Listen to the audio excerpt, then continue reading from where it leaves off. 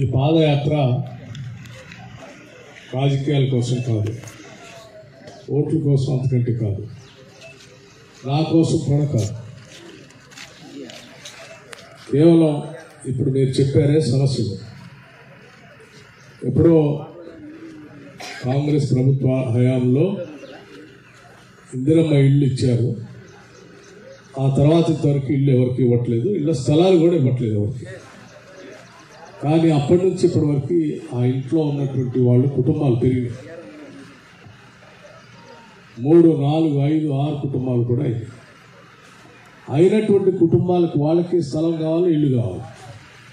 స్థలం ఇల్లు లేకపోబట్టి వాళ్ళు పెళ్ళిళ్ళు అయినా కానీ ఆ కుటుంబాలు అదే గదిలో ఒకటే గదిలో ఉండటం అనేది చాలా ఇబ్బందిగా మారింది.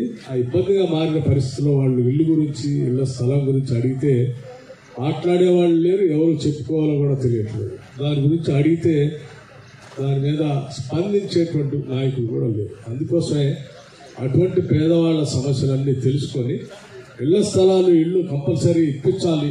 ఎప్పుడో ఒక దశాబ్ద కాలం క్రితం ఇచ్చింది, ఆ తర్వాత ఇంతవరకు ఇవ్వలేదు.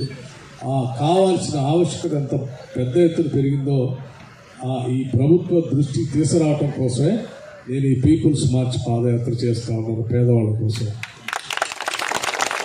అట్లాగే చాలామందికి వయసు మీద పడినప్పటికి కూడా పెన్షన్ రావట్లేదు. వితంతులుగా ఉన్నటువంటి వాళ్ళు కూడా 4-5 సంవత్సరాలైనా పెన్షన్ రావట్లేదు. వాళ్ళ కోసం ఈ పెన్షన్ త్వరగా ఇప్పించాలి. అట్లాగే ఇటువంటి పేద గ్రామాల్లో కూలీనాలు చేసుకునేటువంటి ప్రజానికో వాళ్ళ పిల్లలు బాగా చదివించి ఉద్యోగాలు వస్తే పిల్లలు మాలాగా కూలీ పోకుండా బతుకుతారని ఆశపడి చెమటొచ్చి రూపాయి పోగేసి సంపాదించిందంతా కూడా వాళ్ళు తినకుండా పిల్లలు చదువు కోసం పెట్టి చదివించి పెద్ద పెద్ద చదువులు చదివిస్తే ఉద్యోగాలు రాక వాళ్ళు కూడా మళ్ళీ గ్రామాలకు తిరిగి వచ్చి తల్లిదండ్రులతో పాటు కూలీనాలి పోతా ఉన్నారు. ఆ కూలీనాలి పోతా ఉన్నప్పుడు రెక్కల కష్టంతో చదివించిన తల్లిదండ్రులు వృద్ధాప్యం వయసు మీద పడి ఏదో బిడ్డను బాగా చదివిస్తే మంచి ఉద్యోగం చేస్తారంటే వచ్చి మళ్ళీ నాతో పాటే కరువు పనికి వస్తుందని వాళ్ళు కన్నీరు పరిమితం అవుతా ఉన్నారు. వాళ్ళ బాధను చూడలేక తల్లిదండ్రులు బాధపడతా ఉన్నారని వీళ్ళు కూడా చదువుకున్నటువంటి వాళ్ళు వీళ్ళు కూడా కరువు పరిగిపోతా ఉన్నారు, లేకపోతే సుతారు పరిగిపోతారు, రాడ్ బెండింగ్ పరిగిపోతారు. ఏదో ప్రజలకు అందించాలి. అందించాలి అంటే తప్పనిసరిగా ప్రభుత్వం మీద ఏదో రకమైన ఒత్తిడి తీసుకొని రావాలంటే ఎక్కడో దగ్గర కూర్చొని మాట్లాడితే సరిపోదు. ప్రజల మధ్యకి వెళ్ళి ప్రజలను సమాయత్తం చేసి వాళ్ళ సమస్యలు అర్థం చేసుకొని ఇగో ఈ సమస్యలు ఉన్నాయని చట్టసభలో మాట్లాడటమే కాకుండా ప్రభుత్వం మీద ఒత్తిడి తీసుకురావాలనే ఆలోచనతోనే ఈ పీపుల్స్ మార్చ్ పాదయాత్ర. ఇది ప్రజల కోసం. అట్లాగే మీ గ్రామంలో కొన్ని సంవత్సరం గ్రామ పంచాయతీ బిల్డింగ్, కొత్త గ్రామ పంచాయతీ బిల్డింగ్ రాలేదు, బిల్డింగ్ కావాలి.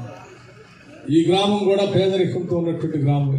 ఇదే మున్సిపాలిటీ కాదు, కానీ దురదృష్టం ఇది రెవెన్యూ డివిజన్ వచ్చి మడిపల్లి డివిజన్లో ఉండబట్టి మడిపల్లి మున్సిపాలిటీ అయిపోయింది. మున్సిపాలిటీ అయ్యే వరకు ఇది రెవెన్యూ డివిజన్లో ఉందని చెప్పి ఇక్కడ ఉన్నటువంటి భూములు పాస్బుక్లు ఇవ్వట్లేదు, రైతు బంధువు రావట్లేదు.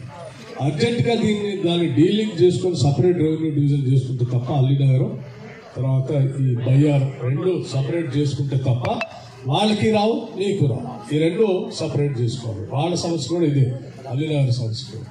అందుకోసం ఆ రెవెన్యూ డివిజన్ సపరేట్ చేసుకోవడం కోసం నేను సర్పంచ్ గారికి కానీ ఎంపీటీసీ గారికి ప్రజాపతిగా ఉన్నారు, వైస్ సర్పంచ్ గారికి చెప్తా ఉన్నాను. మీరు ఒక దరఖాస్తు రాసి నాకు తయారు చేసి ఇవ్వండి, నేను కూడా రెవెన్యూ అధికారులతో మాట్లాడి సాధ్యమైనంత వరకు దాన్ని సపరేట్ చేయించే కార్యక్రమం చేస్తాను.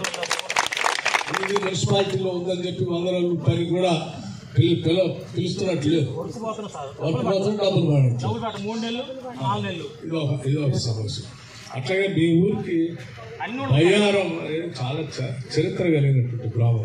ఎప్పుడో 132 సంవత్సరాల క్రితమే ఇక్కడ చర్చి కట్టి ఈ జిల్లా మొత్తానికి చర్చిలు ఇక్కడ నుంచే మళ్ళీ తయారైపోయినటువంటి చరిత్ర కలిగినటువంటి గ్రామం. ఈరోజు సరైన సౌకర్యం లేదు. మొట్టమొదటిసారి